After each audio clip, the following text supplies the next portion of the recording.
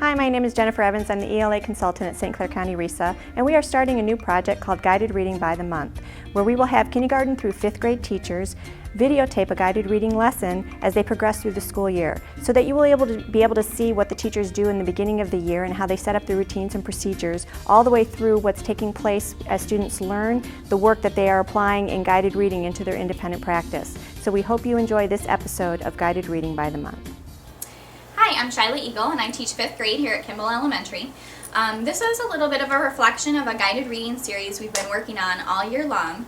And I just wanted to give some information on the background that I use to plan the guided reading that you can't always see through the videos in progress. So first of all, at the beginning of the year, I start the process of reading workshop the second day of the school year. I might not be meeting with my kids that day, but I'm teaching them how to work independently. I'm teaching them how to choose books independently, teaching them all of the different centers. So that takes several weeks to set it up so that I'm even able to meet with groups and not be interrupted and have the most effective instruction I can have. When I do start working with groups, I'm looking at my multi-tiered systems of support assessments, the core assessments. I'm looking at how they did on NWEA. Our interventionists are super, and they will test some of my kids that they believe they may need to see anyway, so I use that information. Those are the things that I really use to put kids in small groups to begin with. Those groups are really fluid because that does not give me everything that I need to know. I have to move kids in and out of groups after I see their reading behaviors beyond what their test scores are reflecting. I make sure when we're meeting in a group that we're meeting the before, during, and after, all the key components that we've been taught in our guided reading book. For my kids in 5th grade, the most important part for them usually is the comprehension piece. The talk that we have afterwards, the comprehension that they're digging into, the evidence that they're providing me is super important. It gives me a lot of information. It causes them to reflect, and honestly, it helps me get to know my kids better, and they really like it as well. They like just having a book talk, so that works well for me. I will say that when I started at the district, we were using the Basel. We were told we were using the Basel with Fidelity. That was the program that they used. Although I had done guided reading in the past and I was familiar with it, I followed the district's expectations. I didn't know anything about my kids as readers. I knew what they could produce on a worksheet. That's all I knew. It was really, really tough for me. So in the middle of that year, I transitioned to guided reading as we started learning more about that district expectations. And I know my kids really, really well. I can tell you what they did on their tests, not a problem. But I can also tell you what I've seen, the anecdotal notes that I've taken. I know if they have no idea how to make an inference and support it with evidence, I know that. And a test can't tell me that, but they can. I also make sure that when I'm teaching, I do whole group, and I sometimes use the Basel. It's not that I never touch it.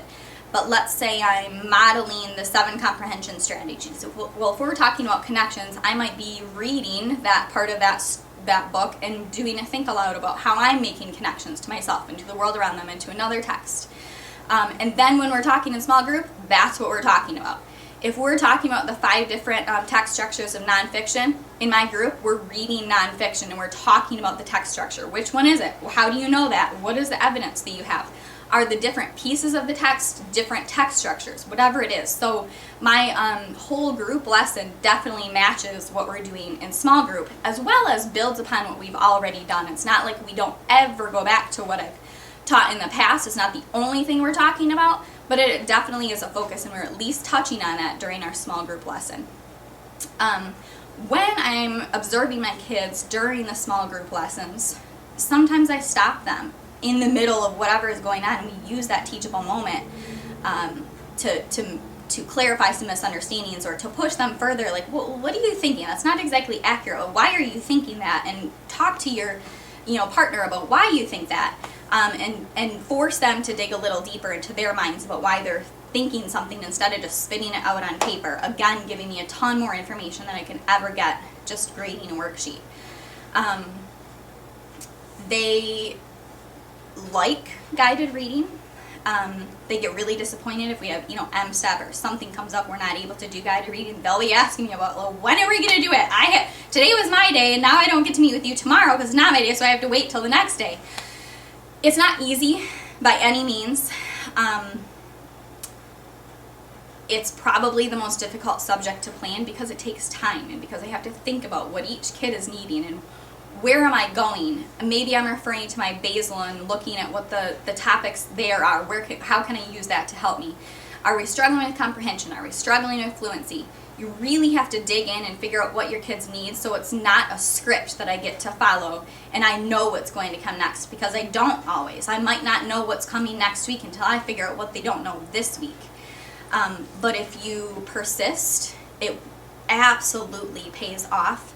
One of the most valuable things that I ever did as an educator with guided reading, I took a workshop where we videotaped each other, we analyzed each other. It was super uncomfortable, it was out of my box. I didn't want anybody talking about me, I didn't want to talk about anybody else in their guided reading, but seeing other people do guided reading, going into their classroom, into another, your partner's classroom, on TV, in the building, wherever it is, it helped me figure out what to do, what I was doing that was wrong. I'm still doing things that are wrong. I'm still looking in the book and going, oh my gosh, how did I forget that?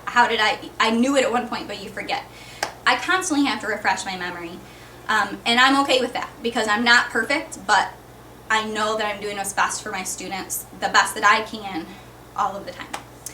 And if you have any questions, I'd be willing to help. Feel free to contact me at any point. I'm willing to help out anyone on this journey.